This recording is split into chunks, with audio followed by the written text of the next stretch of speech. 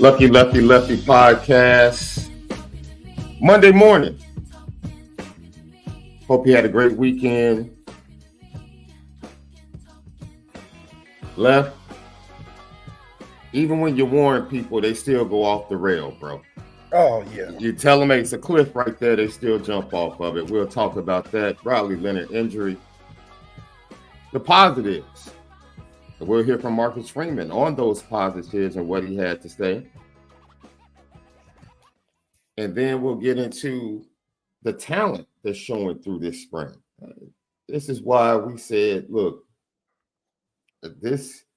stop putting the pressure. We forewarned people about Sam Hartman, but stop giving undue pressure to the transfers at the quarterback position.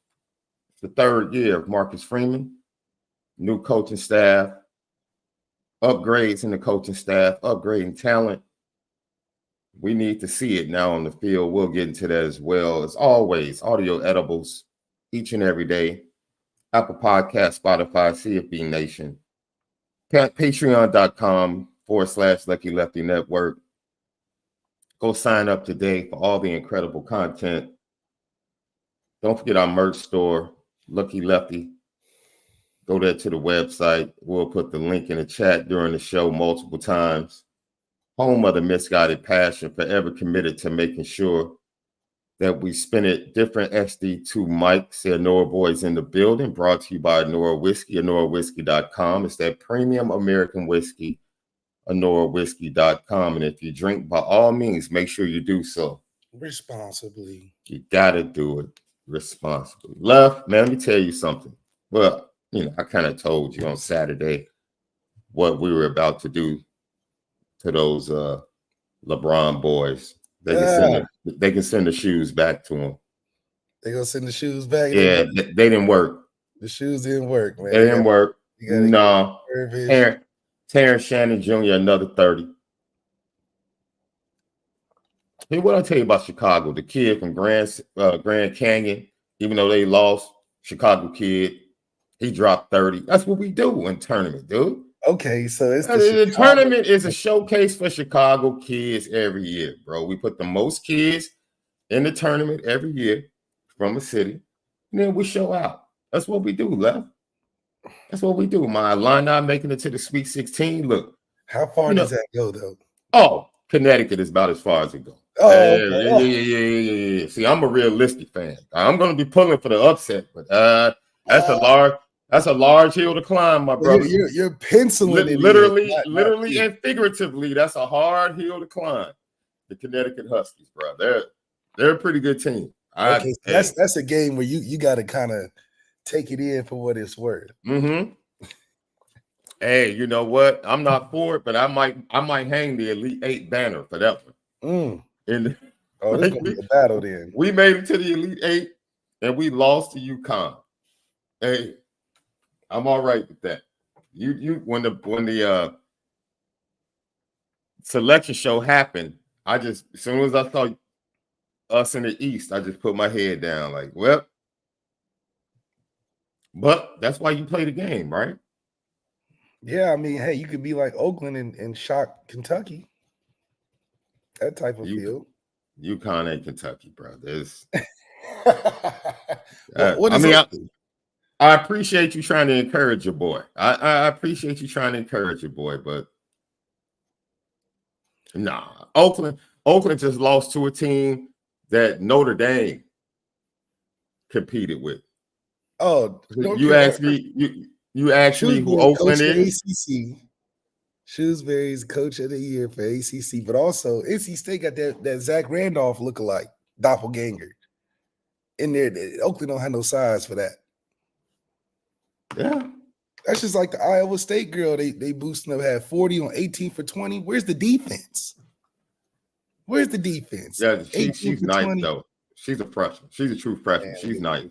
18 for 20, Sean. Hey, I'm just saying, Terrence Shannon. No double teams. No. I mean, what you want me to tell you, bro? Maybe she's like that. That's right. So we were driving home last night, so all weekend. Shout out to everybody that reached out to me. Literally, my wife came home Saturday night, left. I have to watch it again. My wife came home Saturday night and said, I watched the Freaknik documentary with my girl Shay, and she was like, I think I saw you. And I said, no, this is my wife now. I said, dude, this. She's like, I think I saw you. I said, what? She's like, babe, I swear, I could have sworn it was a scene where I saw you. And so you like, man, you start recollecting. My heart didn't drop to the floor like that because I know I didn't do anything reckless the 2 years I went. But I was a getaway driver in the robbery, though, so you just as guilty. I was the lookout. Right? Yeah, you still going to jail at the same time.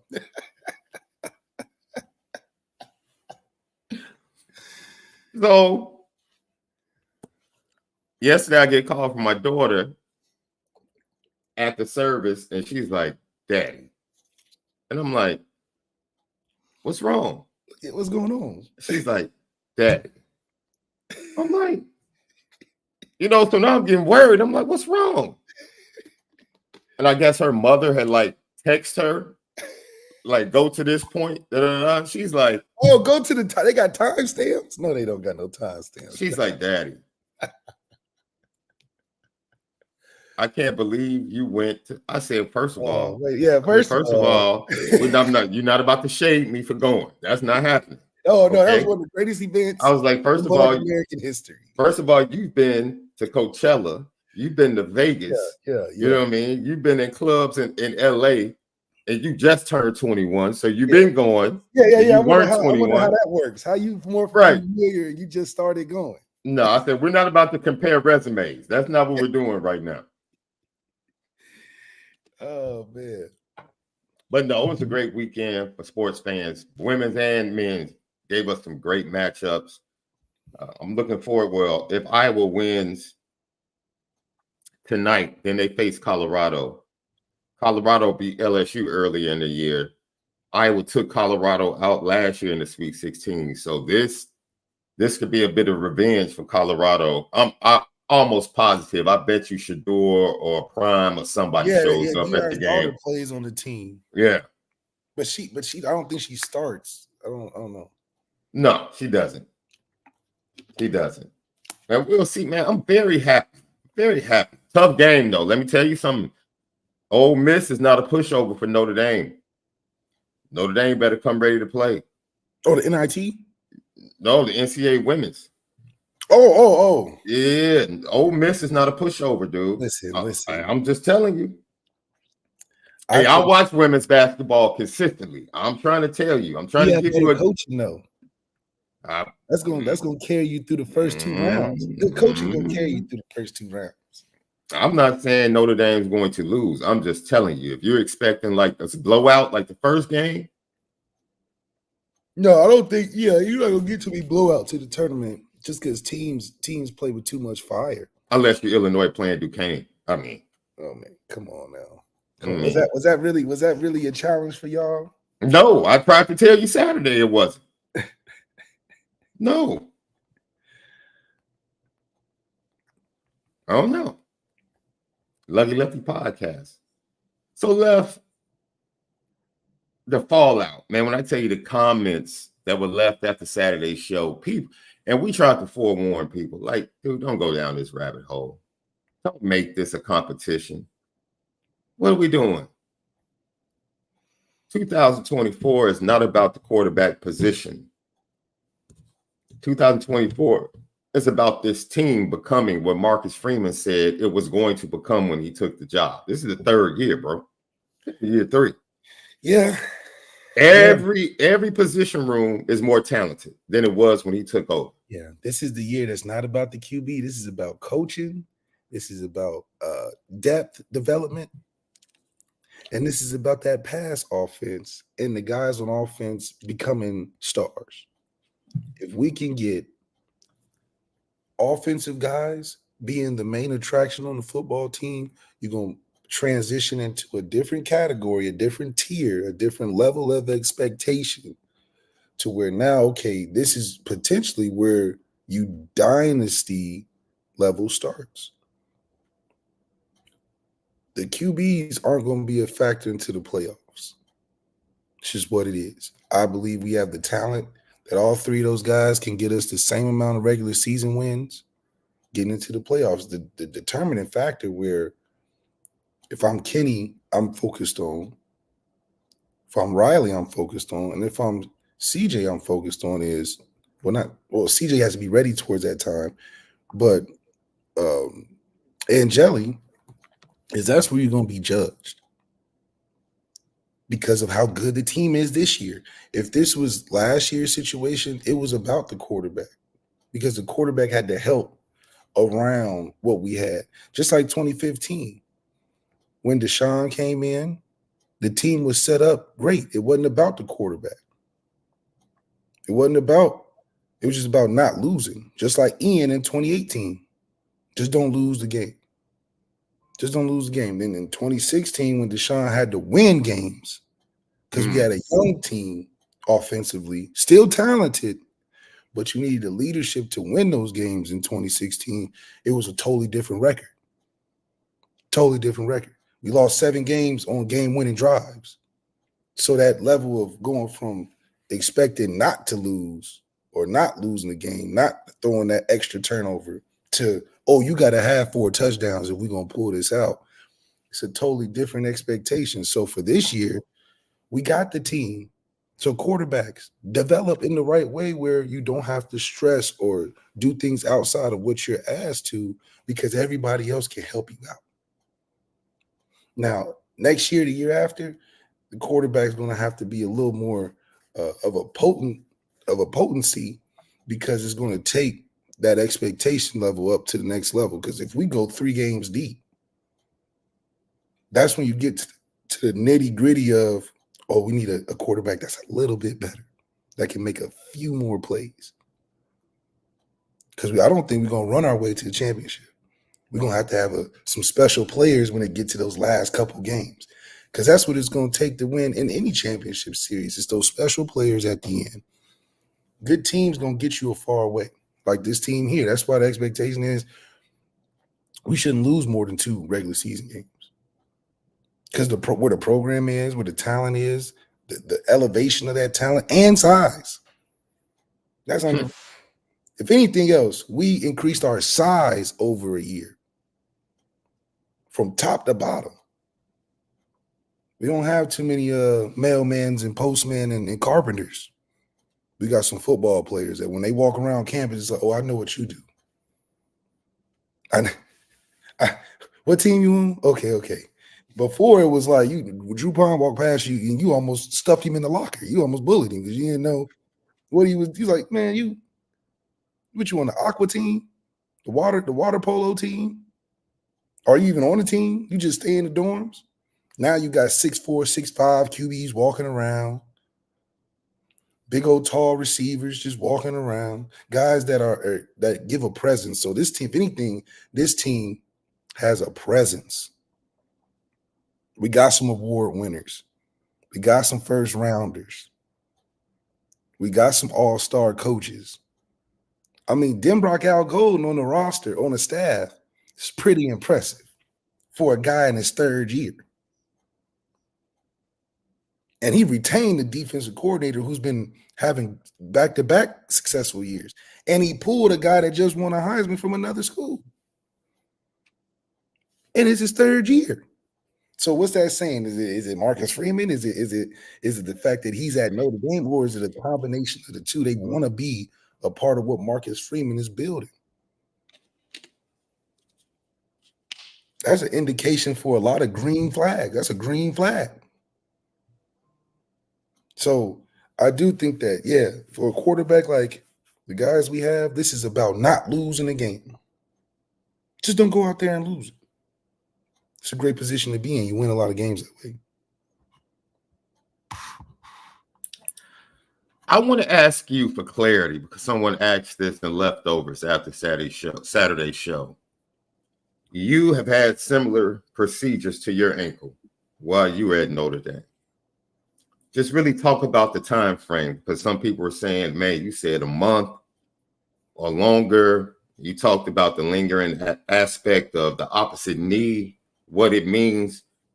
For clarity for people that really didn't understand what you were saying, Notre Dame is saying, look, 2 to 3 weeks in that time frame. We're not ruling them out, right? Well, first of all, let's do this correctly, right? This is Marcus Freeman giving the initial report on Riley Leonard. Because Marcus Freeman done told you, he said he ain't even he's not even in the spring conversation. Well, this is what he says. This is what he says about the injury on Saturday. Updates, Riley Leonard will be out the next few weeks, due to an additional surgery he had on his ankle on Friday, so yesterday, to address a stress fracture that was beginning to develop. And, basically the surgery was to exchange the current plate he had in his ankle with a new one. The doctors thought it went extremely well. The overall prognosis of health of his ankle is excellent. So, we'll see when he can get back. We're not putting a timetable, but we know it's going to be a few weeks, but we're not saying he's out for the spring. There could be a chance he comes back and participates in some capacity during spring ball. And so Deion Colsey will also be out for a few practices. He had a dislocated finger that required surgery to fix. He's expected to return probably sometime next week in some capacity. Again, I don't see him catching balls next week, but expect him to be back out there next week. On Saturday, I missed this. They're not bringing Riley Leonard back. Yeah, no. That's the fact that in some capacity, they're not even gonna mess with it. Means he can just stand out there and toss the football in non-contact periods and maybe throw a couple routes. But even with that, you got to think when you get cut open like that and they replace a plate, your bone has to heal around the new plate, which takes unlimited amount of time. You have no idea when that's going to heal. On top of building strength on that ankle, on top of getting into the rhythm of putting your shoes on, you got to think lower extremity injuries are the worst you can have. You can't even shower. Think about how dangerous it is hopping on one leg with crutches, getting into the shower just to take one. You got to sit down. It's a whole operation. So realistically, you can't put, like Marcus Freeman said, you can't even put a timetable on it because you don't know how he's going to heal. You don't know how he's going to gain strength back. On top of the fact that it's a injury that's there's no chance. I wouldn't even look. If I was Riley, at best, it's a 4-week thing before you even on your 2 feet, before you even getting up and being like, okay, I can stand on it. It's not really, hurting as bad. That's not even a football drill. That's just to feel better. Mm-hmm. That's 4 weeks right there. Yeah. And the fact that mentally, I wouldn't want to be out there because what you going to do? You're going to go out there half hurt against guys that have been repping all practice. It's not the arena you want to place yourself in. Because even if you come back, you'll just look like a mannequin. You'll be a shell of yourself. You can't run no team periods. You damn near even can't do run tracks. Because we're talking about coming back being full speed. You're not full speed coming back right away. You're going to need some months. And even when you come back in the fall camp, you're not going to be right away in the mix with everybody else because you got to nurse the injury back. Yeah. You're going to go full speed and run away from Riley Mills because that's your game. Riley Mills is going to be in shape, ready to go. So I think it's unfortunate, but also we have to be realistic about this. And you don't look, that's an investment. Riley Mills is an investment, a pretty sizable investment for Notre Dame. Riley Leonard, yeah. Yeah, I'm not chancing in the spring. For what? No.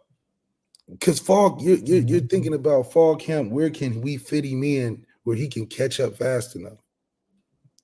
Because at the end of the day, yeah, you may be in the room answering the questions and all that, but you ain't even take a snap for real yet. So in my mind, if I'm Marcus Freeman, I'm getting Riley prepared for packages with the best chance of him appearing with the best chance of him appearing in week 2 or 3. And I'm giving him a little bit here, a little bit there, a little bit here, a little bit there. But the chance of him starting is just impossible at this point. If you want to have it's a much difficult situation than it was to start. If you want to have, out of respect for us doing all the theatrics to get him, I think Marcus Freeman's going to try to put him in here and there. But from being the leader of the team and leading us to the playoffs and all that, I wouldn't take the chance if I was Marcus Freeman, because you would just naturally be backtracking. Steve Angeli is going to have all the opportunities, all the reps, all the confidence, all the chemistry, all the team flow, all the continuity that Denbrock and Gaduli talk about. And Kenny going to be right behind him. So now you just place yourself in a position where you're running scout team through the season. And I think he would be a bigger benefit running scout team quarterback in the season to prepare our defense. That's how you nurse that back, because that way, at least he can get enough reps with CJ, which I think CJ is going to be giving him hell in scout team himself.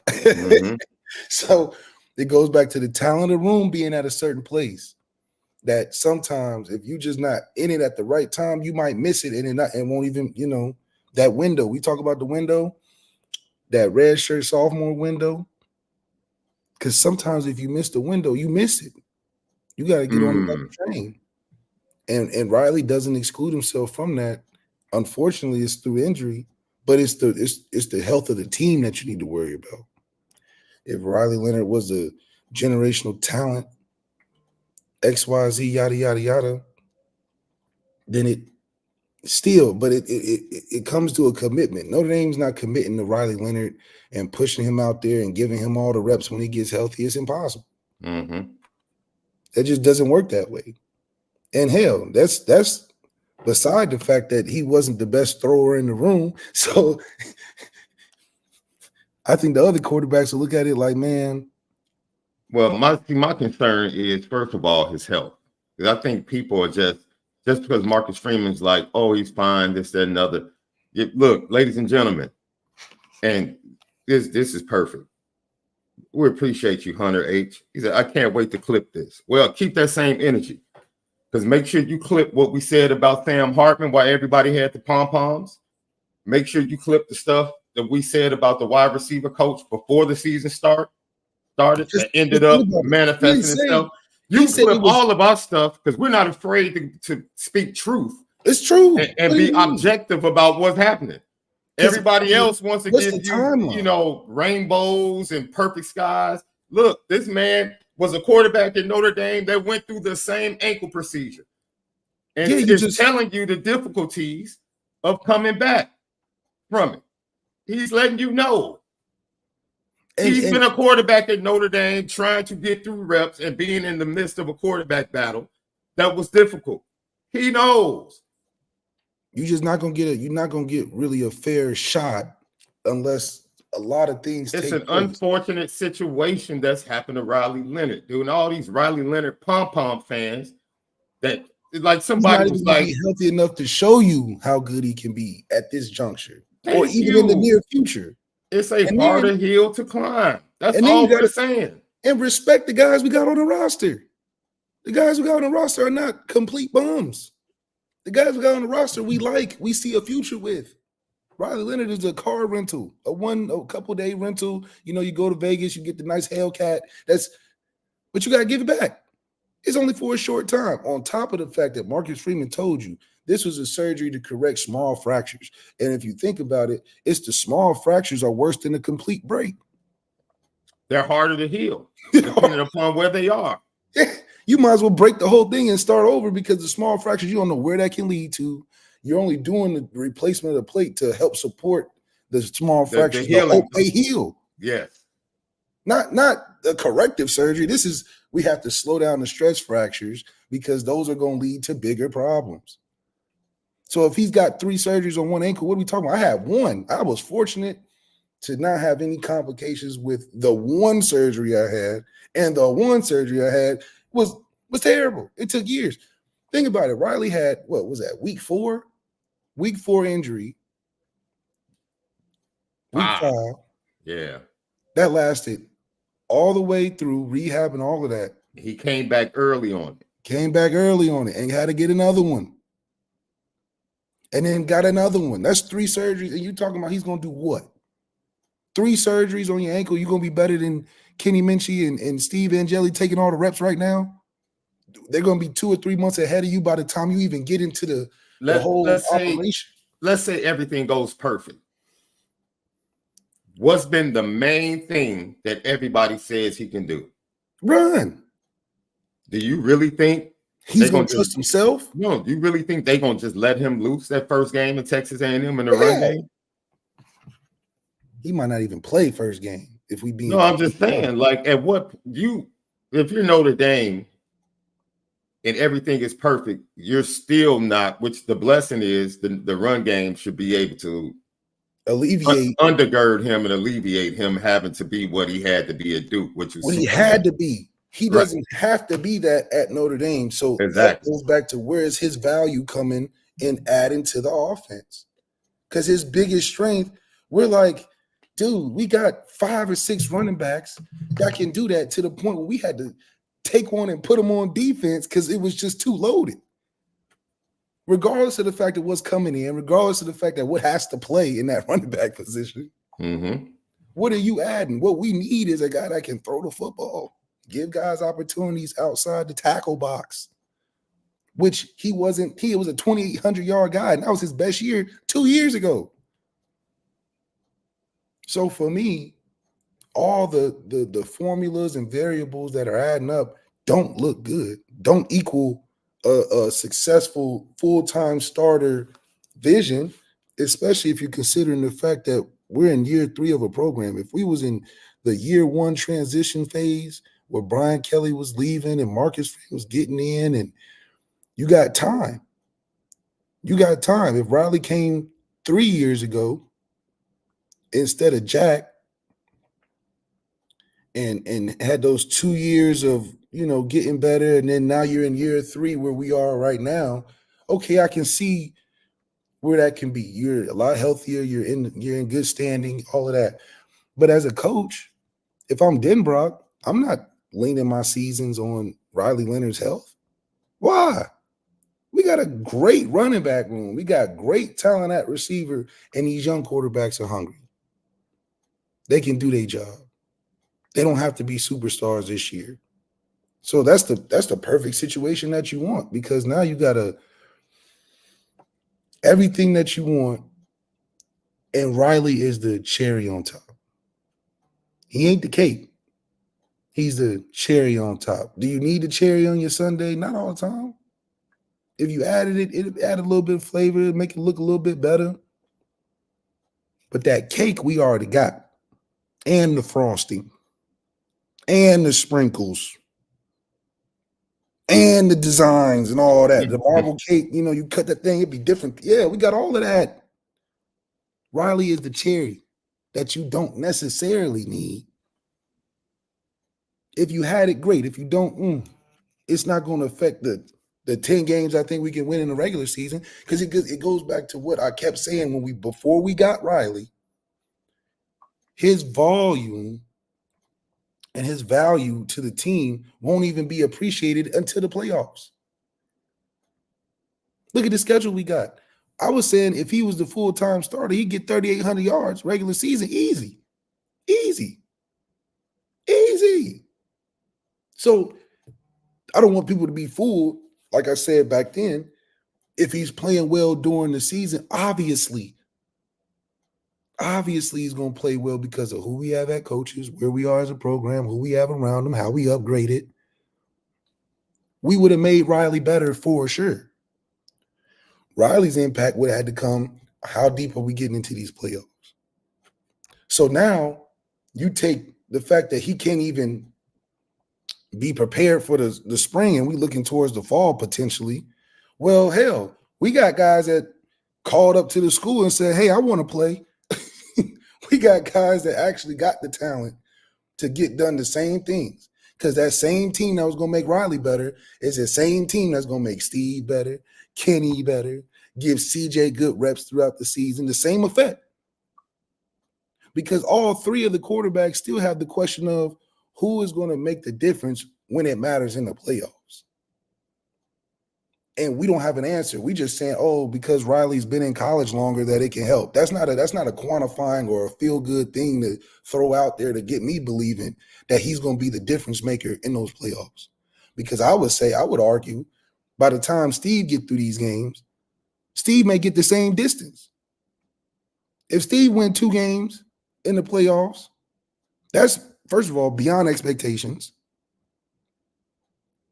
And second of all, I don't think Riley could have got that many more over Steve. I feel like they still the same athlete.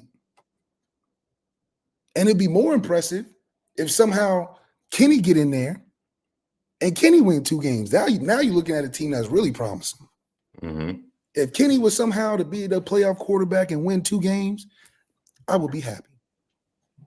Because I know that, oh, he's got 2 years to build off of. That recruiting, that room is going to light up in competition because he's the best thrower, not just the leader that's been there like Steve. He's actually the most talented guy that we got right now leading the team. This is a great opportunity for Kenny to play. Obviously, you got to go cut through the red tape and do all that, respect to Steve and all that, but he's in that slot, and anything can happen throughout the season. So I think that to get it all done, to still appreciate Riley being the transfer that we hyped him up to be, he should get packages. Periods in the game, they send him in. He can run around, figure it out, build his confidence up. But that's like, what, week 3 or 4? I'm expecting Steve and Kenny to take full reign. I'm expecting their development to be there. And it's nothing to do with, I mean, listen, it takes 21 years to be 21. No matter how good our ND staff is, which they're good, they have their thing. I mean, you talk to Cam. Cam will tell you. Cam will tell you how good they are or how not good they've been. Right. But either way, an ankle's an ankle. Until you break your ankle and get multiple surgeries on it, you know it's hard to get. You know it's hard to get back. Fractured and dislocated mine when I was 12. So, bro, and it's gonna take some. It's just gonna take some time because his mental. What's Riley's mental right now? And Jay Sidney, I see you in the chat. First of all, there's a reason teams have PR. The reason everything had to be changed is because what they had in wasn't good enough, and a stress fracture was happening. So we're not going to paint this picture like, oh, they just switched it out. No. He has a stress fracture. So they need to change it so that it can properly heal. Why? Because he's been practicing. And from the practice and from the movement, it had not gotten to the point with the rod to be strong enough to eliminate further injury like has happened. So don't sit here and tell us it didn't come from training or running. Yes, it did. It did. And someone that went through the same procedure is sitting here telling you what to look out for and what the possibilities are. And either you want to open your eyes and your ears and be objective to what someone has experienced at the same position with the same procedure, or you don't. Because, like you said, what's Riley's mental right now? He gets to Notre Dame and he's frustrated. He's pissed off and frustrated. He's pissed off and frustrated, and he should be. Because he knows that he don't got time to be hurt at Notre Dame. Because he has bigger aspirations than Notre Dame, ladies and gentlemen. He could have stayed at Duke. He came to Notre Dame to get extra buzz, to win, and to get to the first round of the NFL draft. That's why he came to Notre Dame. That's why he came. Because the brand helps. It's the same reason why Sam Hartman left Wake Forest to come to Notre Dame. And if you can't even be healthy to get through the Notre Dame stage, and this is a bump. This is an obstacle in the road, man. And we have yet to see how big the obstacle is going to be. it's going to be huge, because even if he came back, Notre Dame, and you guys have to understand this, Denbrock, Gaduli, Marcus Freeman, even if he came back first day fall camp, he's not going to get 90% of those reps. What are you talking about? Talk slower so they can receive it right. The Marcus Freeman wanted, look, this is my opinion. Marcus Freeman wanted this to be over by the spring. By the this spring, quarterback competition. And damn near before it's over. Going you. to the spring game saying this is the guy. Thank you. So right there, he's got to stick to that timeline because he knows what a healthy team looks like. No, he can't stick to the timeline now. Because he has to give Riley Leonard a chance to win in fall camp. He has to. But unfortunately, they're not going to say, Riley Leonard, when you come back, you take all the ones. He can't get all the ones. He can't. So mentally, if I'm Marcus Freeman, I'm like, man, he's not getting all the ones, regardless of health. Because I got to split this up, yada, yada, yada, yada. That's an issue, because when you're talking Texas A&M game 1, I want my starter to have a good amount of reps built up. You put a guy in there that's half hurt, half prepared, you're not going to jump off the page like we're expecting to offensively. And Denbrock knows that, because Denbrock just went 2 years with the same starter and saw what that can look like, a healthy guy. Mm. Why would Denbrock go in this situation and think, okay, let me put a broken down guy right now with the understanding that it already takes 2 years to get the most out of it. And I'm starting behind the ledge, where we got Steve, who's got a little bit of experience that I can build this whole offseason with. Kenny, who's been around, that's got talent I can build all throughout the offseason with. I can show my coaching prowess by getting the guy ready from day 1 to day 99. Mm. If I have to start at day 50 with a guy that I don't know how healthy he'll be, and the strength of his game is running the football, day 50 to 99 is a totally different outcome. Hell, it's a totally different offense at that point. Because Kenny and Steve, well, Steve can, but Kenny and Steve got different things that they're really good at that you're going to be focusing on in camp, in spring, getting in the fall. You don't even know what Riley's good at yet. He ain't played about a year and a half. This is why packages matter. Y'all didn't care that Jack Cohn got packages, and he made the most out of it. Lucky Lefty podcast. So it's not, and Jay, we could care less if you think we're dumb. We don't come on this show and lie like you just did. Oh, it was just a change of the plates. It had nothing to do with practice or movement or training. That's a lie. He has a stress fracture. Stop feeding misinformation in the chat. That's number one. We don't care. How many times did we say it on Saturday? We don't care who wins the quarterback competition. Notre Dame can win with the top 3 quarterbacks. We don't care. You can't paint a narrative. Lucky Lefty podcast doesn't like Riley Leonard. We don't care. Yeah, we don't care. But we also stepped out in front and said year 3 is about the team and the program. It's not about the quarterback. It's not about the quarterback. I left. I'm not wrong. I talk directly to people. You're wrong. Because you're getting your information through people. You're the one that's wrong. I talk directly to people. He talks directly to people. He has a stress fracture. It's been reported by multiple outlets. How does a stress fracture happen if you're sitting down? Let me know, Left. How do you get a stress fracture in your foot if you're sitting down, Left, doing nothing? Yeah. If I sit on the couch. He needs to sit on the couch and do nothing. Honestly. Thank you. If you want to come back and not have the stuff you got to get resurgery for, it's like when they tell you, when you take certain medicines, you can't operate heavy machinery. You got to sit your ass down somewhere. Because if you in the unfortunate position you are operating heavy machinery, what happens? You just not going to be the same. So it's like the pool. You eat 30 minutes before the pool. You got to wait 30 minutes before you jump in. Because if you get a cramp, that's just how it works. Because you rushed it. You're not rushing this. Dude, and you shouldn't rush it. Because if you're thinking beyond Notre Dame, yeah. I'm not playing. What you mean? I'm low management. Selfishly. And hell, if he got to go somewhere else, JT Daniels proved you can do it.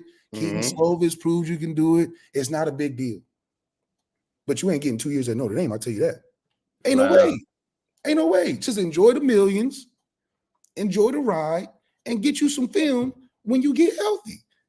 I feel like Marcus Freeman gonna give him a chance to play. He ain't gonna give him a chance to start the full time, but he gonna give him a chance to get in there to get his film right.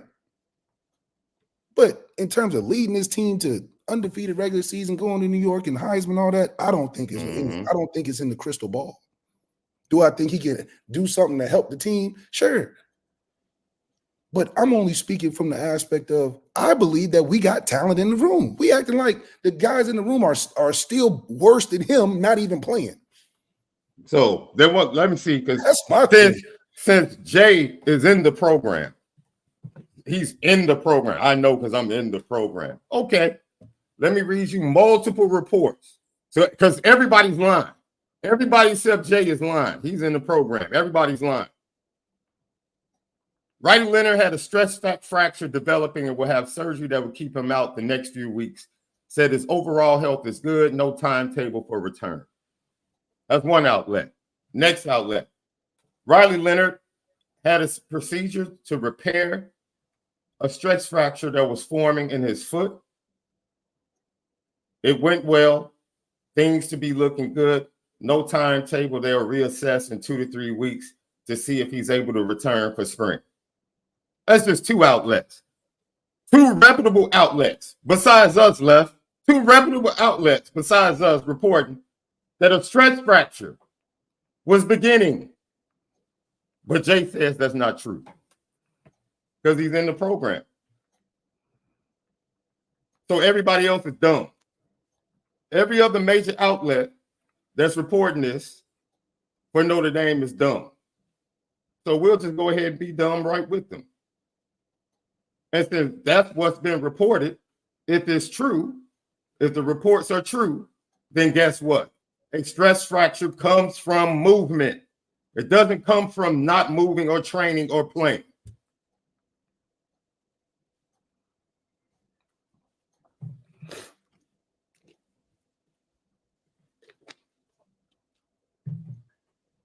Period.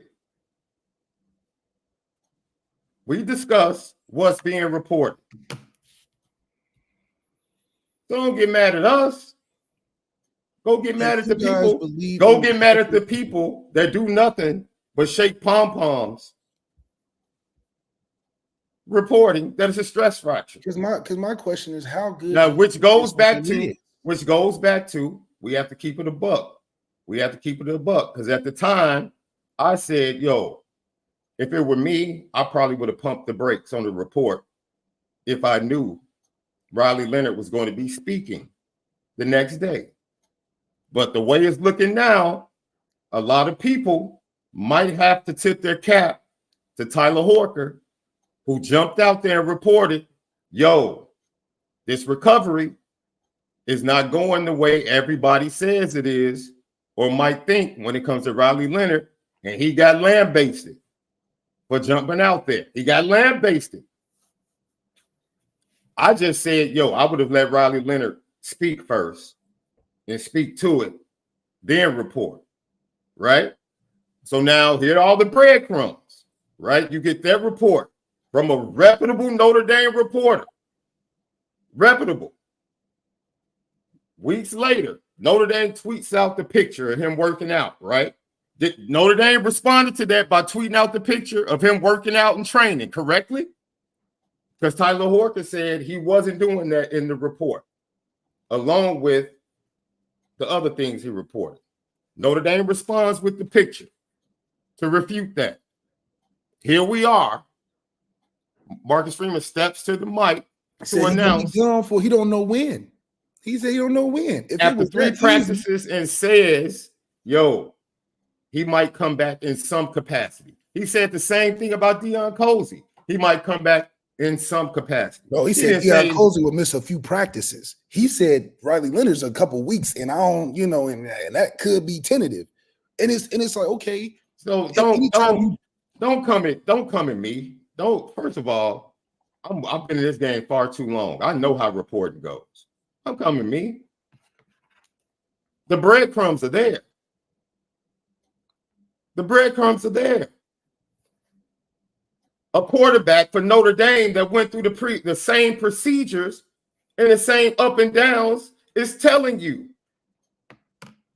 And it's more political. This is what to look out for. And it's I don't even want to get to the left. I don't even want to get to the because we can explain it. I get tired of fans feeling like they have to defend. Man, Riley Leonard doesn't have to be defended. You know why? Because it's gonna come out in the wash. It's gonna come out in the wash, and we don't care who wins the quarterback competition. His health and everything is gonna come out in the wash. You know what I do? You know what I encourage fans to do on Saturday? I said, pray for the young man. Yeah. I said, pray for the young man because what happened to him was unfortunate. That's it. Pray for him. That's my encouragement. My encouragement is to pray for him. Period. Because you know why? It's a positive. You know why? Our young quarterbacks, they get more reps. So the quarterback room is going to be deeper and stronger going into the fall because of this injury. And you got fans like this dude or whoever he is in the program sitting up here feeling like he have to defend. You ain't have to defend nothing. That's a grown man with a medical staff, the full support of Marcus Freeman and the coaches, his teammates, and the full support of the fan base. He has a stretch fracture that was forming, that has been reported by multiple outlets. So if that's the case, everybody's dumb in the Notre Dame media. Everybody. And I'm sick and tired of constantly having to tell people we don't care who starts for Notre Dame because the first practice, what was the first thing I said in my practice report? Notre Dame can win with their top 3 quarterbacks. Yes. That's how good they are. That's what we're talking, and that's why that's how good they are. Y'all are poo-pooing on the room right now. Facts. That's why I'm like, listen, the room is good enough to win.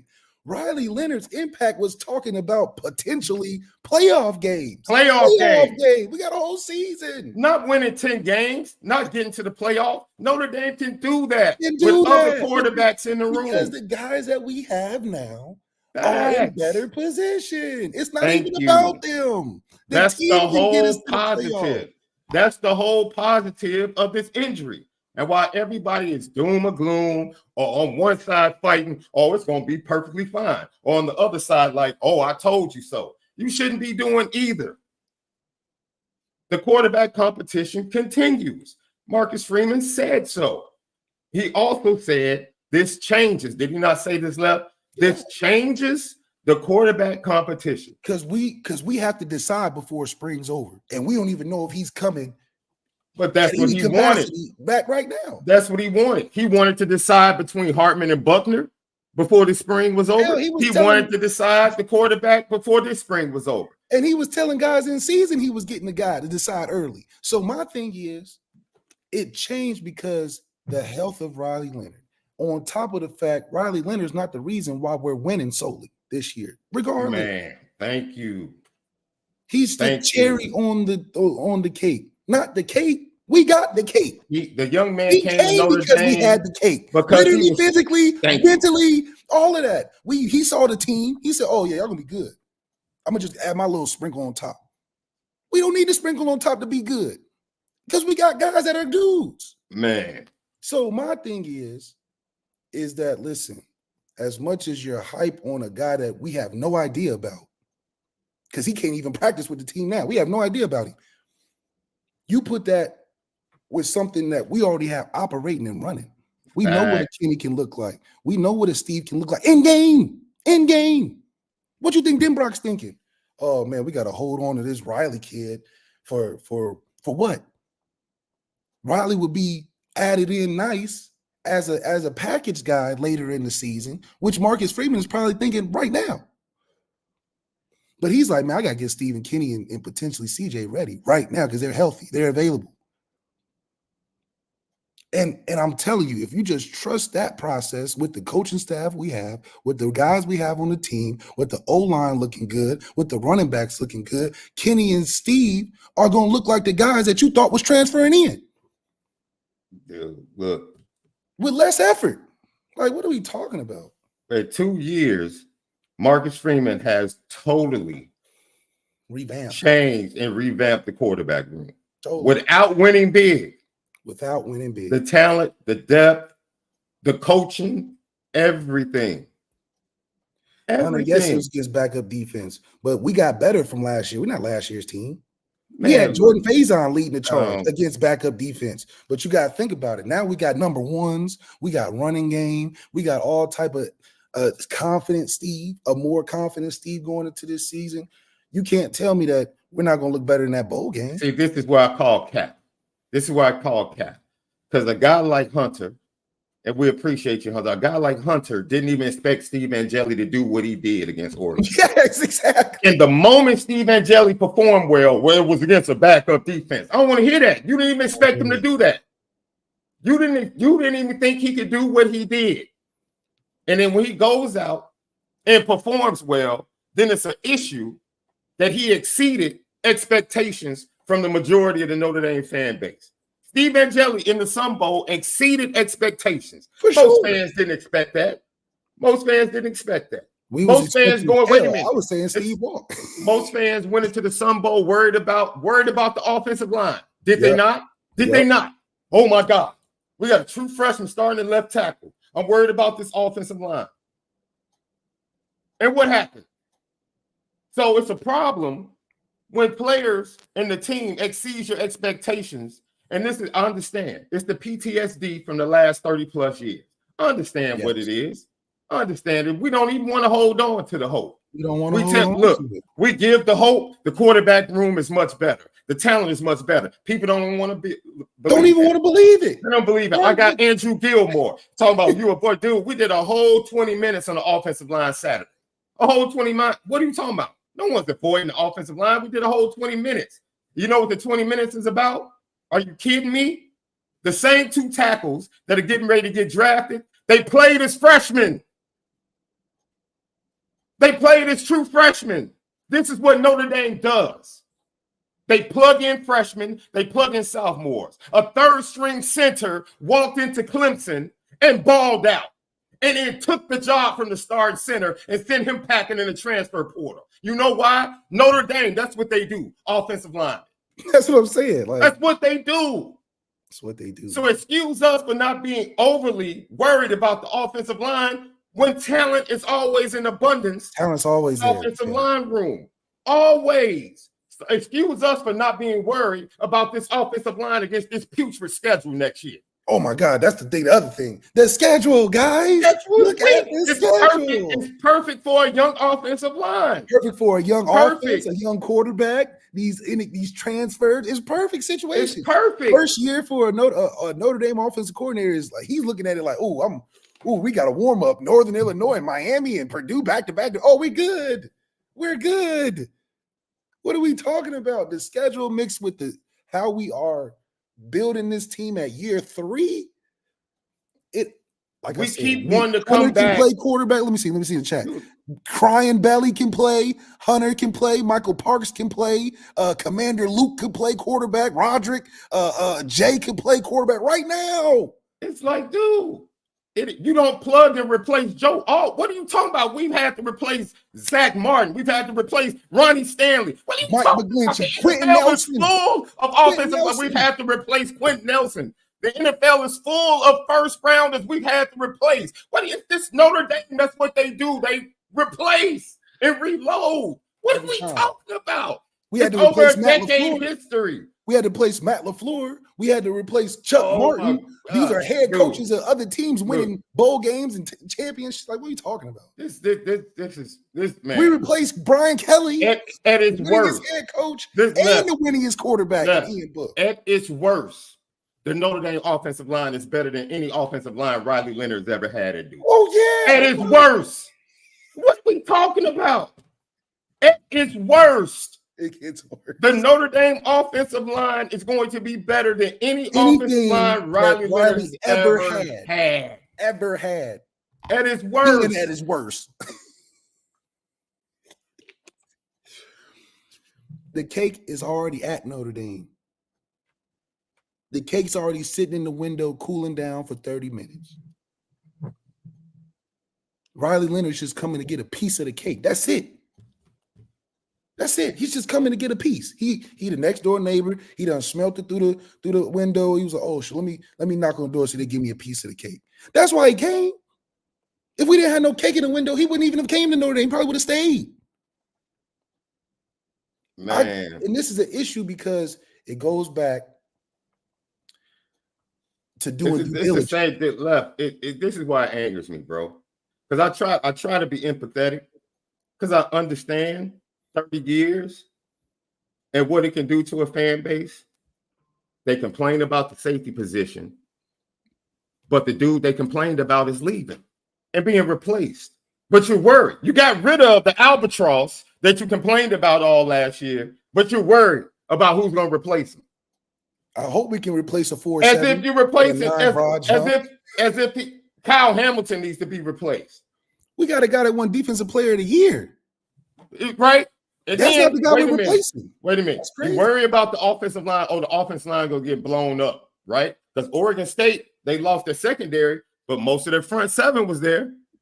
Most of their front seven was there. And the whole narrative we heard, man, O-line, I'm worried about. We got a true freshman starting at left tackle. We got a first-time starter at right tackle. We got all these new guys on the interior. Man, I don't know. Then they come out and exceed expectations. Now it's an extreme problem. Now it's a big worry going into the season. They're going to be bad. Okay, you didn't expect Steve Angeli to perform well. He was questionable. You said this was the excuse. Well, we only saw him in small portions in the season. Small sample size against second and third team. Small sample size. So he finally starts and plays a full game and goes bananas and plays well. And now that's not good enough. What is going to be good enough for Notre Dame fans? What? Hoisting a trophy? Like you're not going to enjoy the journey. You're not going to enjoy Notre Dame developing another first-round left tackle like they've done multiple times over the last decade. The journey's not good enough, right? Because Joe Alt didn't start out being the Joe Alt that we saw this year. Joe Alt got better. Charles Jaggesaw is going to get better. Tosh Baker, with playing time, is going to get better. Ashton Craig, with playing time, is going to get better. Billy Shrout, with playing time, is going to get better. And instead of enjoying the journey, we allow our PTSD as Notre Dame fans to just snatch our hope. Hope is right there in front of us. Right there. I think this is the first time with the quarterback position. Because remember 2 years ago when people said Drew Pine was a better quarterback than Tyler Buckner? He was winning the spring. And then last year, people were battling Tyler Buckner's winning. Sam Hartman's winning. This is the first time every publication for Notre Dame is in agreement. Every single publication walked out of the first two practices and looked at each other like, man, this quarterback room is right. It's not just one person. We're not sitting here talking about who's winning. We're sitting here saying, yo, even a true freshman can ball. I don't know if he's ready to win, but he can ball. Everybody's in agreement. The program is literally in the midst of having the best sense of hope it's had in a long time. And I knew, Left, when the injury was announced on Saturday, I warned Notre Dame fans, do not go down this rabbit hole that you just watched Chicago Bears fans go down. Don't do it. Don't be distracted. Because this season is about the collective and what Marcus Freeman has built. And finally, Marcus Freeman having full confidence in his coaching staff. That's what everything is about. The manifestation of his vision and what's being built. The pressure the fan base put on Sam Hartman, don't do that to Riley Leonard. Don't do that to him. Do not do that to him. Don't do it to him. He left Duke because he didn't want that on his back. Don't do that to him. He is part of a program and a team that is good enough to get to the playoff and win games. And win games. Period. That's it. It doesn't matter who wins the quarterback competition. You're in year 3. If you can't take your top 2 quarterbacks right now and walk into College Station and come away with a victory, I don't know against a team that's rebuilding. Has no idea what their identity is yet. Don't have the prime recruits. They lost the prime recruits. They're replacing. So it's like, I don't know what else to say. Like, I just don't know what else to say, man. And you're not about to pull us into that rabbit hole as if, we're deciding this, we're deciding that. No, we're telling you what was going to be a path for Riley Leonard to be named the starter after the spring has now become more difficult for him. Yes, it's as simple as that. And we can't make it any plainer. We didn't say he can't become the starter. No one said that. We have said repeatedly, we don't care. We can win with everybody in the room.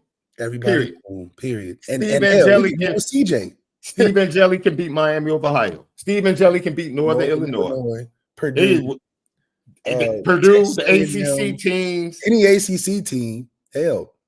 Think about it. We lost to Louisville 17 or whatever they lost to. We can go beat Louisville right now, and we have a better team. Did Louisville get better? I mean, they went back to the transfer portal. They still have a very questionable quarterback. I'm saying, like people said, I've asked this question. We nitpick the Notre Dame offensive line, and I'll say this again, is the most blamed position in all of college football. You know why? Because that's every big game Notre Dame has had. If the offensive line doesn't play at an elite level, they're not winning. And they take all the blame constantly. No, the offensive line is the reason they lost to Clemson. Flat out. Offensive line. They play better. We win that Clemson game. So y'all forget Geno screaming at Sam Hartman in the first half. You got to throw that ball. When you're in the red zone saying you got to throw that ball. You forget that. You forget the pick six that blew the game wide open. And took Aldrich Estimate out of the game because you got down 18 points. You forget that? But it was all the offensive line. It's all the offensive line's fault, right? It's the offensive line's fault that the OC stopped calling running plays for Aldrich Estimate. That's the offensive line's fault. When the offensive line was cooking early in the game. Flat out cooking and dominating Clemson. Oh, we forget how Martha ran for 190 left? 170? Back up. Not Will Shipley. Not Will Shipley. The backup. But it's all on the offensive line. Offensive line was so bad 3 years ago that the best transfer quarterback came in here and threw for 3,700 yards, 500 in the bowl game. Had a big lead. But the offensive line was the reason that the big lead evaporated against Oklahoma State. That's the offensive line's fault, right, Left? Come on, man. What are we talking about? It's always the offensive line. That's the go-to. That is the fail-safe for Notre Dame fans. Oh, the offensive line didn't play well enough. Really? The offensive line has been the anchor and bell cow. And it's turned out more elite talent for the NFL than any other position for the University of Notre Dame in the last 15 years. But somehow, some way, they always end up being the biggest reason why Notre Dame doesn't get the job done. I don't understand it. I just don't. I don't get it. So, no, I'm not worried about the offensive line. I'm just not. They're going to develop. They're going to get better. Because the same offensive line that struggled against Marshall beat the crap out of Clemson by the time it got to November. That's what offensive lines do. The Alabama offensive line was terrible in the beginning of the year. What do good offensive lines do? They get better. Yeah. And We they got walked into the whole same terrible offseason. offensive line, walked into the SEC championship game and dominated Georgia. Pushed them around. So, no, I'm not worried about this young, inexperienced offensive line and no talented. Let me throw that. This young, uber talented, inexperienced offensive line in Notre Dame. I'm not worried. You know why? Give me young talent. I will take inexperienced talent over mediocre, experienced players any day. Duquesne had one of the oldest teams in the NCAA tournament. Guess what happened when they played Illinois, left? Guess what happened? They beat BYU, who was a middle-of-the-road team. That's cool. But when they faced a far more talented team, what happened, left? They were down by 33 in the first half. And we saw that all weekend. Yeah, it's cool when you're facing these middle-of-the-road teams and you got an experienced team full of transfers. Oakland goes up against a young, inexperienced Kentucky team and they win. But then they go up against a team that has more experience with a coach like Kevin Keats, with a play like DJ Burns, and what happens? What did we say in the SEC tournament? We said Kentucky isn't really that good. They have two players, Reed Shepherd and Lil Maxey. That's it. And we say they don't play defense. There's no shock to us that Kentucky lost left. They could never defend. Never. All year. There was no shock to us. Yeah. So when Notre Dame's offensive line jails and in November is beating Florida State at home, I'm not about to be shocked. I'm not, left. I'm not going to be shocked. I'm not. You know why? That's what Notre Dame does. That's what Notre Dame does. Does Joe Rudolph bear watching in his second season? Joe Rudolph has a much better, and left as an offensive coordinator, you can really go into this as we get ready to switch over to the bright side. To the bright side. Having other good coaches makes you a better coach. Just like having other good players around you makes you a better player. Joe Rudolph will be a better O-line coach because of Mike Denbrock. You can book that. Whatever issues you had with Joe Rudolph, and they're warranted. The criticism is warranted.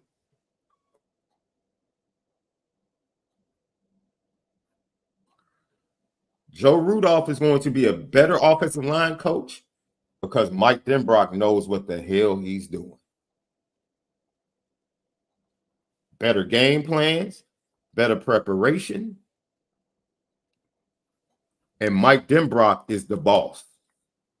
Is the boss. This is not community. Not community. Yes. Yes, love. Yes. Not no. Listen, I like the fact that Mike Denbrock came back to be the boss. Because when he was here last time, he was playing Three Musketeers at the offense coordinator. He came back with intention and told you this Notre Dame. I need to grab the mantle. I was here on a visitor pass last time. I'm here to grab the whole thing. And he's gonna obviously take time to get into his bag once he understands the team. But I guarantee you it's gonna be a lot harder to figure that out with Riley, who is not available. So if I'm Denbrock, I'm like, look, I'm getting the most out of Steve and Kenny right now. We'll think about Riley when Riley's healthy. That's just how football works. Do I think Riley has the talent to just come back in whatever capacity he can and look that much better than those other two guys? No. And that's watching all the film that he had. Go watch his highlight tape right now. You're gonna be like, man, where is that gonna fit in on our offense when we got Chris Mitchell, when we got Bo Collins, when we got JT and Jordan Faison and his brother and everybody else included? Where is that play gonna fit in an offense where we can hand the ball off and get even better numbers? Mm-hmm. Where is that gonna fit when he has protection? Because half of his highlights is him running around because he don't got no protection. Half of them. Go to watch Riley's highlight tape right now. Half of his biggest plays on his highlight tape is from not having enough upfront protection. So now, give him an upfront protection. How is he even going to play? That's why I was so upset at the evaluation of us getting the guy out of the transfer portal that I don't think we evaluated correctly of where we're going offensively and what we have right now.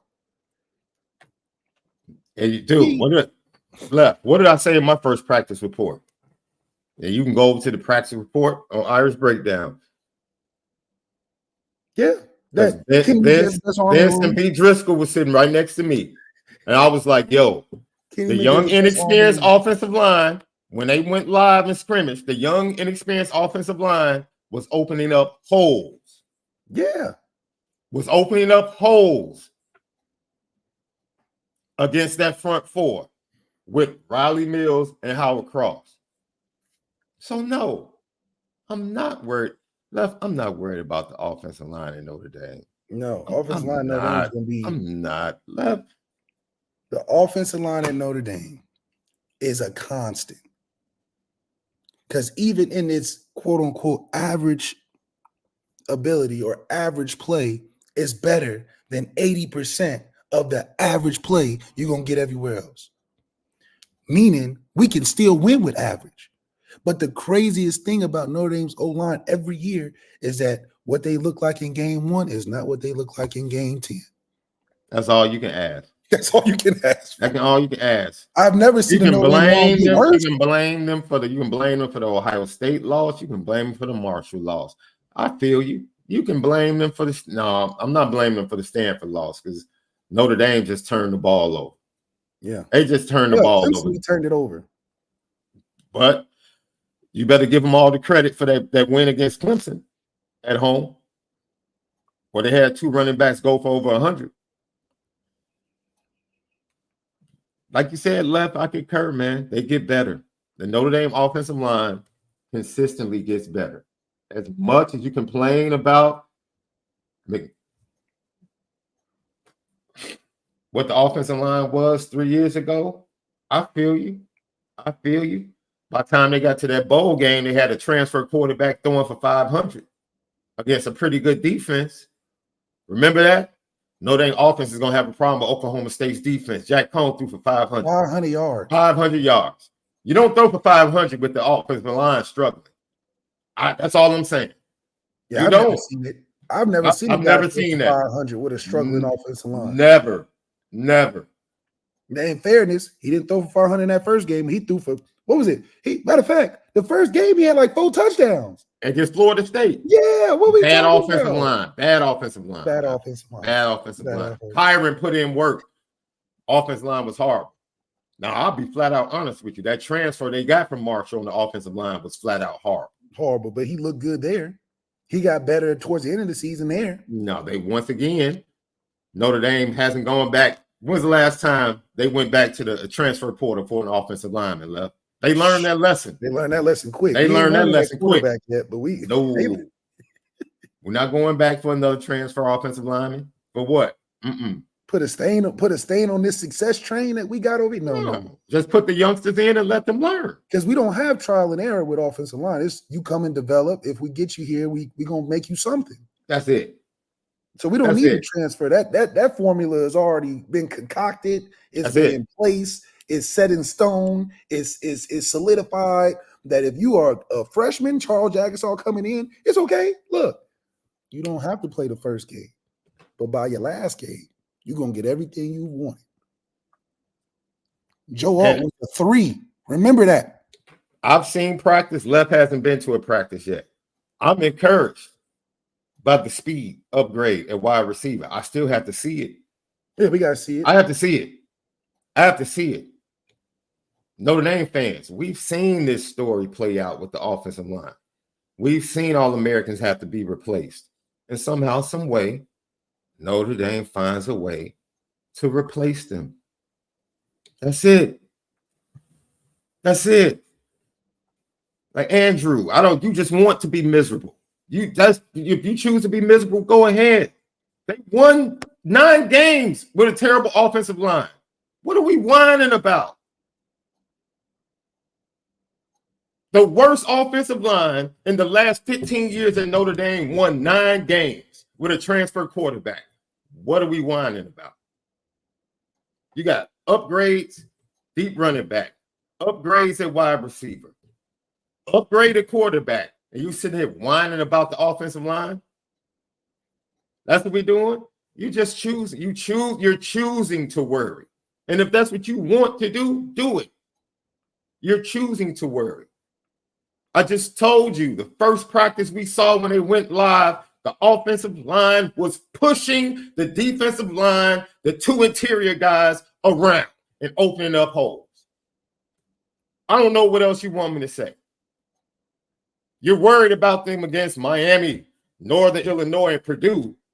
But when they play well in practice against your All-Americans, your 2 returning top defensive tackles in the country is not good enough. When they exceed expectations in the Sun Bowl, when you didn't even expect them to play well, it's not good enough. What's going to be good enough? Really well. What's going to be good enough? Because the worry is a choice. You choose to worry about things.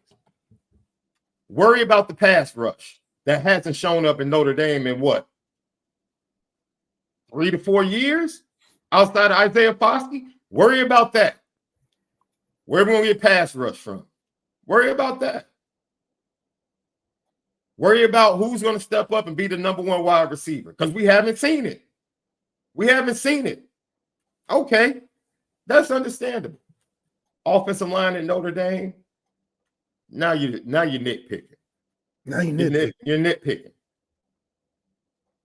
Because other programs would love to have the 15-year resume at offensive line that Notre Dame has. Would love to have it.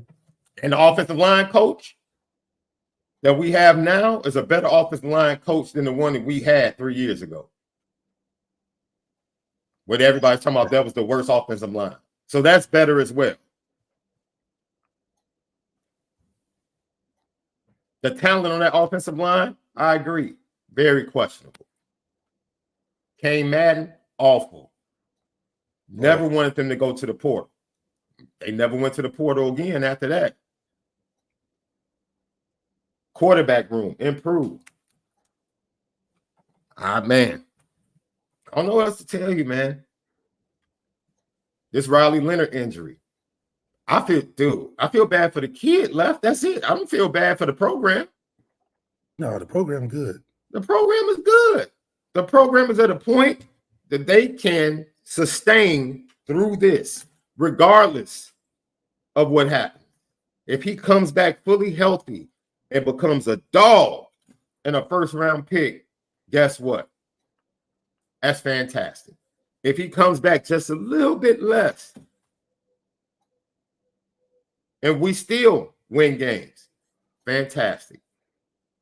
If it lingers into the fall and somehow, some way, Steve Angeli has to step up and be the dude, we're good. We're good.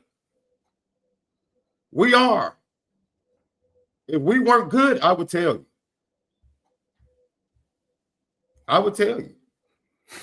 If you had a worry, you would tell us. I would tell you. I would tell you. With everything that we could talk about, all the questions we can have, the day before they play and snap or kick off and College Station left, guess what my prediction is going to be? I can tell you what my prediction is going to be today. I don't have to wait. I don't have to see more practices. I don't have to see fall practices. With health being the only caveat, if this team is healthy into the fall, And up to that first game, ladies and gentlemen, they're going to beat Texas A&M. They should beat Texas A&M. And if they don't, we're going to have to reevaluate some things. It's a total reevaluation of the program. We're really going to have a discussion. Because it would just be too disheartening.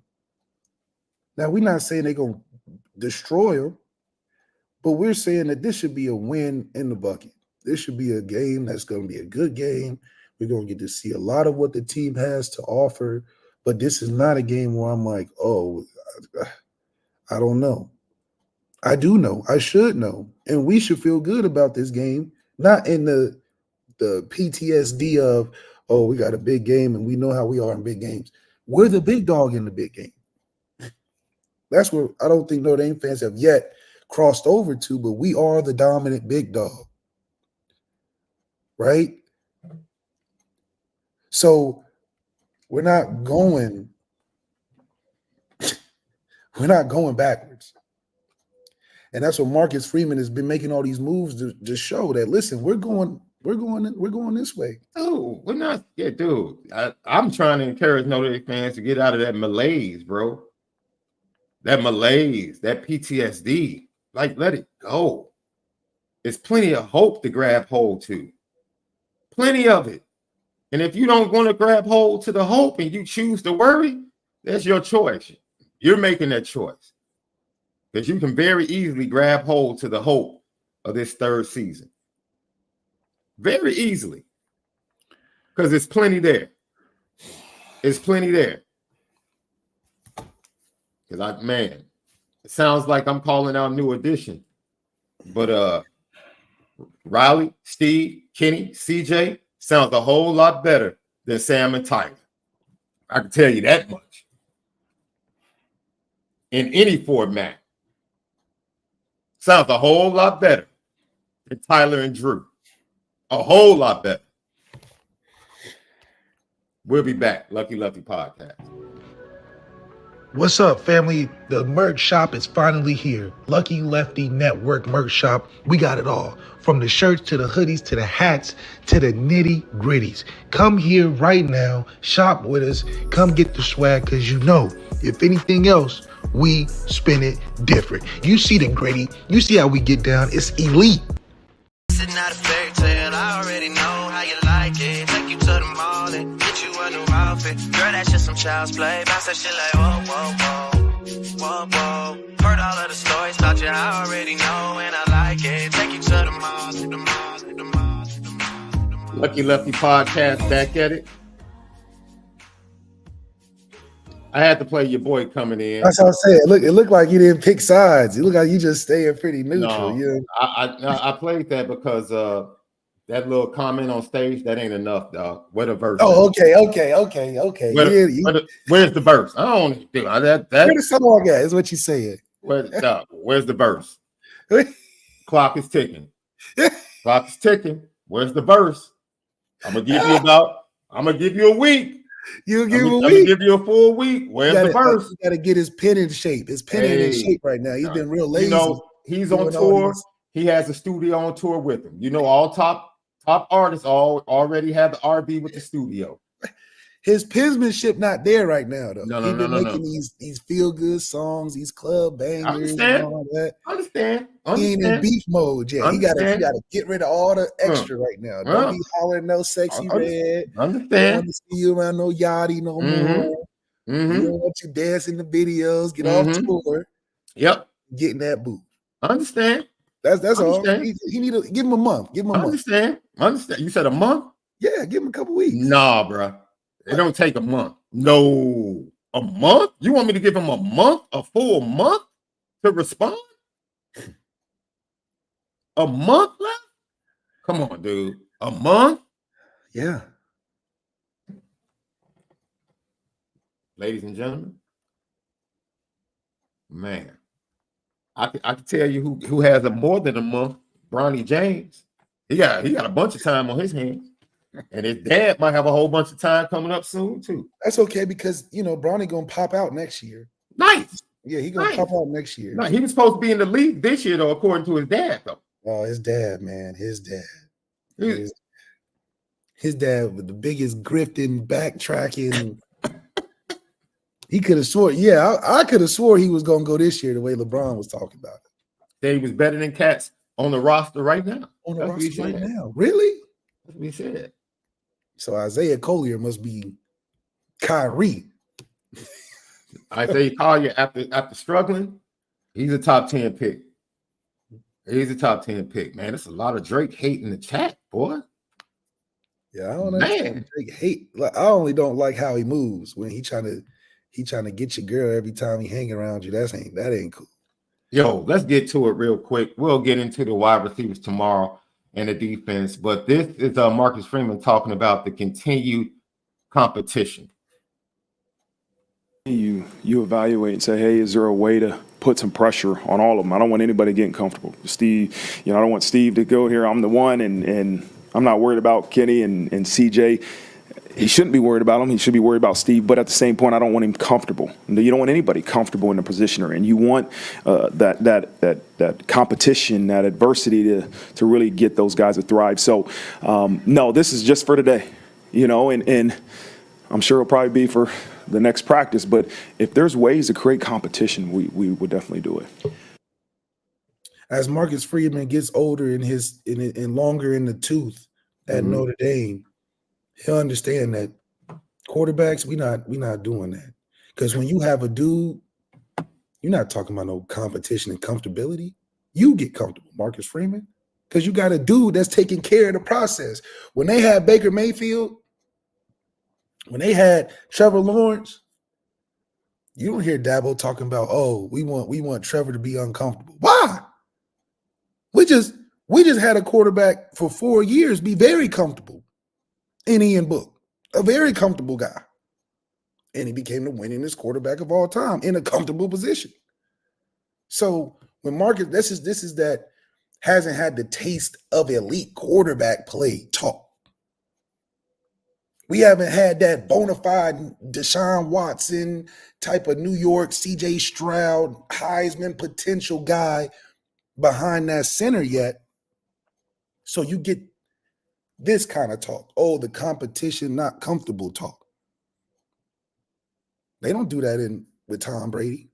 Tom Brady was comfortable to the point where he didn't bring anybody else that would make him uncomfortable on that roster. Brian Hoyer was his backup because it was his friend.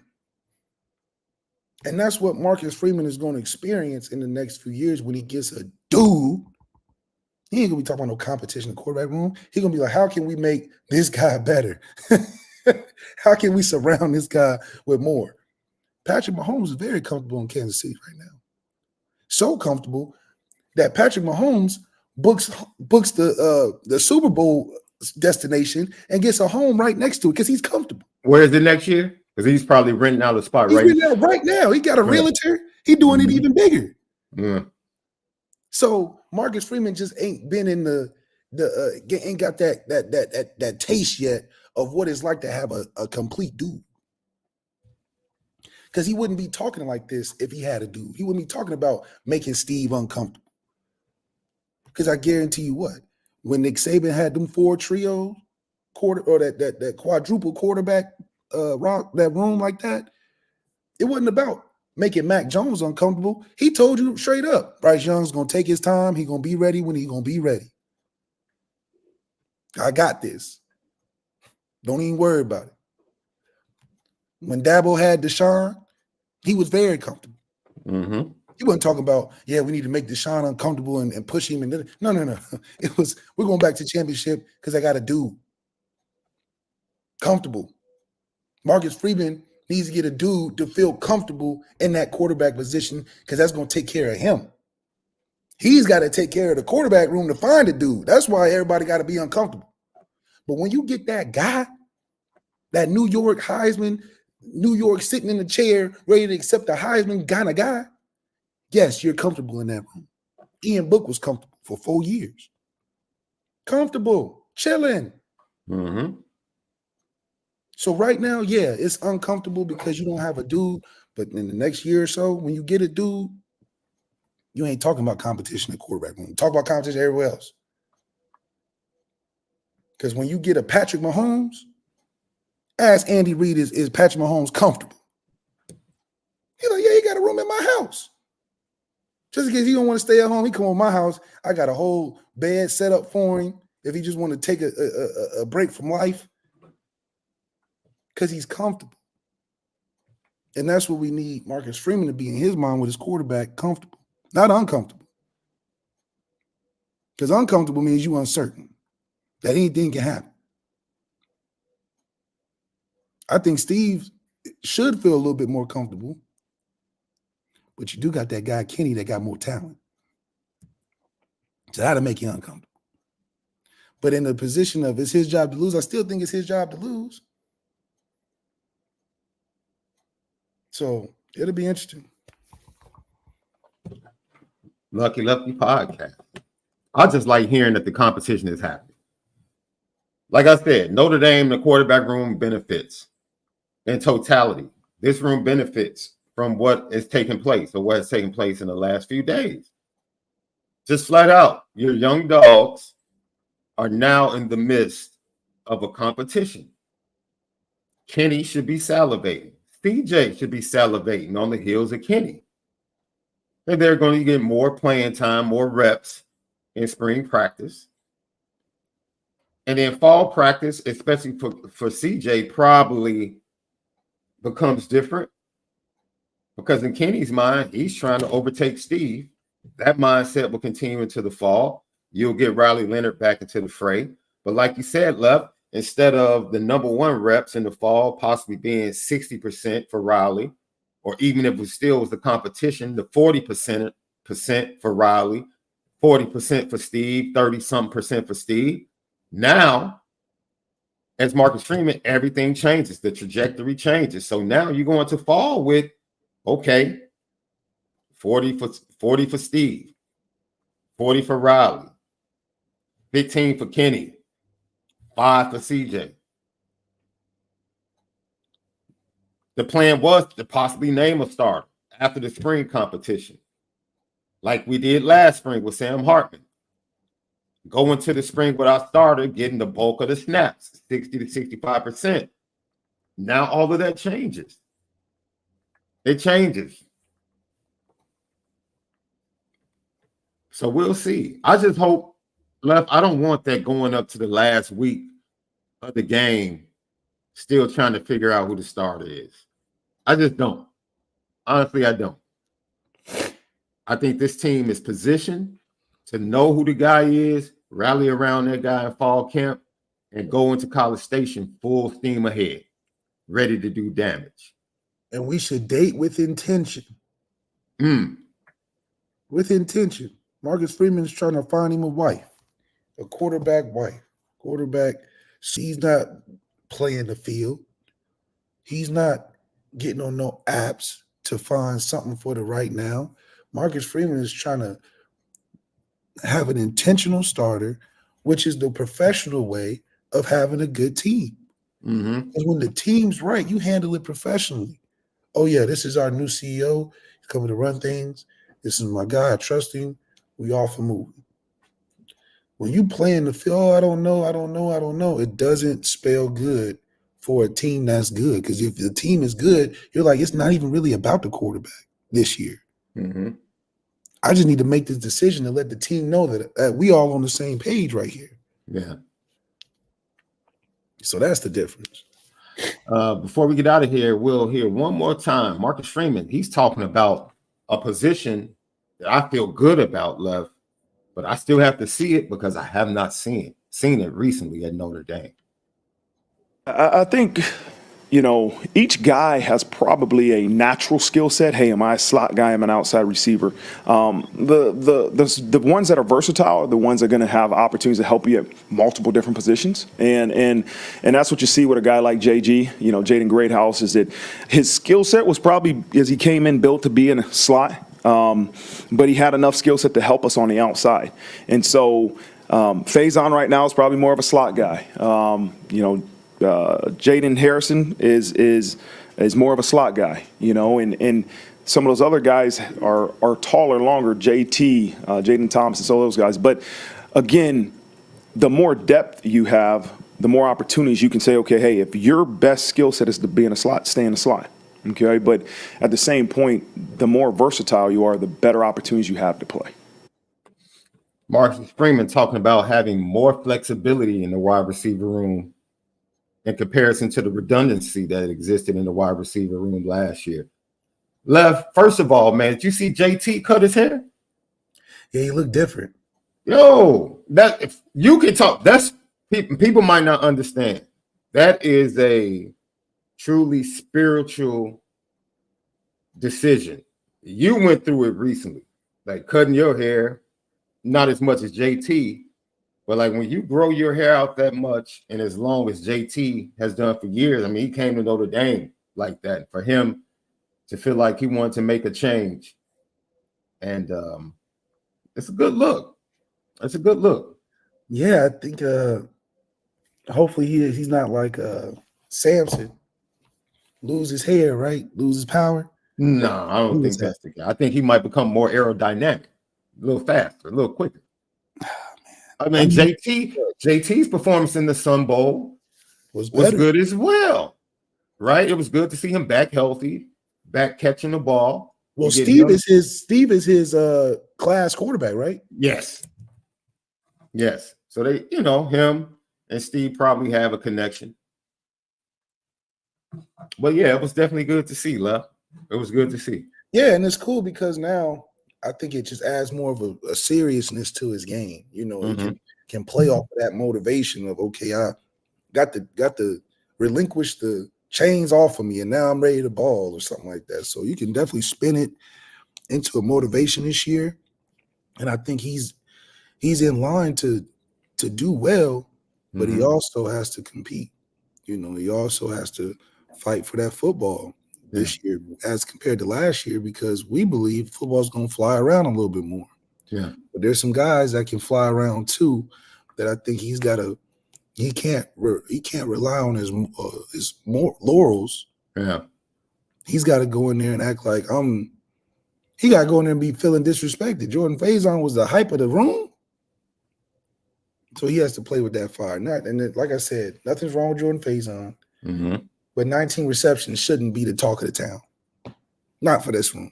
19 receptions would seem like a joke this year.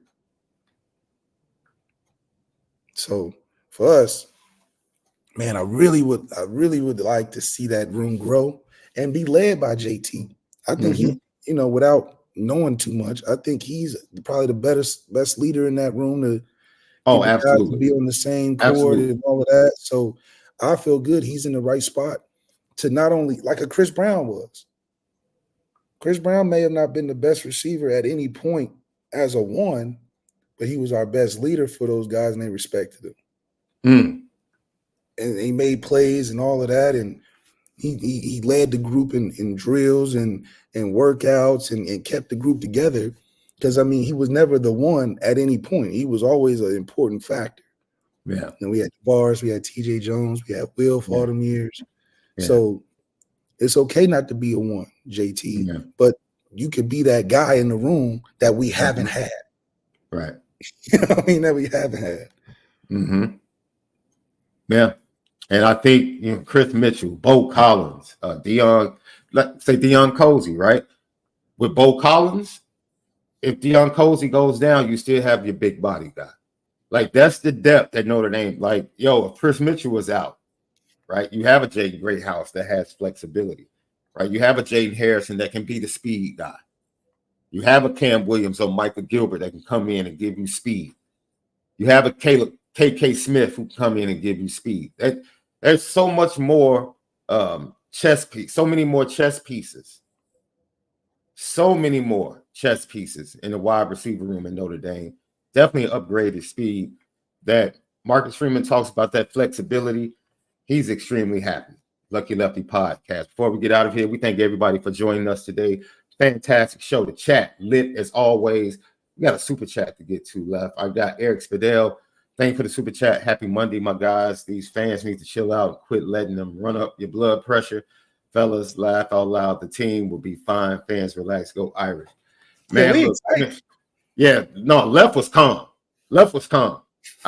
People, first of all, you're not going to come in and call us dumb, number one. And you're not going to come on here and try to make it seem like we're lying when we're simply reporting what every single major publication that covers Notre Dame has reported. I don't care who you are or who you claim to be. I just don't. I don't. And like, yo, I'm going to clip this. Clip it. While you clipping this, make sure you put our Sam Hartman comments this same time last year, our Chancey Stuckey comments before the season when nobody had anything. Clip all the stuff that we've been ahead of and objectively told you the truth. Watch this, watch that. And all we're saying is, yo, his health bears watching because this man has gone through it and knows what the recovery is like and what the difficulties are and what he's facing. So everybody pray for a speedy recovery, man. Because I'm not going to sit here and say we don't need him. We need everybody. I'm greedy. I want the whole arsenal going to College Station. Everybody, love. I'm greedy. I want to beat them cats by like 30. I'm greedy. I would love for us to blow a team out. Blow them out. Because we have so much talent that I feel like that can cultivate that dominance we're looking for. And and shout out to Marcus Freeman for getting us to that point. We can feel that way. We didn't feel like we can dominate in those years after 2016. We just felt like we had a team that could win. Now we in a position where we can't make any excuses. See, that's and like and nobody else is going to give us excuses. Like, see, Pete, that's what I'm saying. It's people around here, man, that lie. Just want to lie. They just want to lie, dude.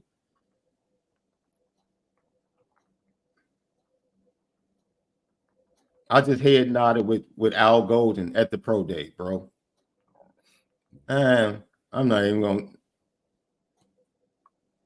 That's that type of ignorance that exists in the world, bro. Let's get out of here, Left. Great show. We'll be back tomorrow. We're going to talk about the culture and what Marcus Freeman said about that, and then start breaking down this offense, Left. Because Marcus Freeman,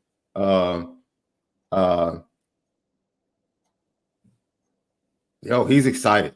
So maybe people will get the hope from Marcus Freeman's words instead of believing our words, man. But everyone have a fantastic Monday. We appreciate you guys so much.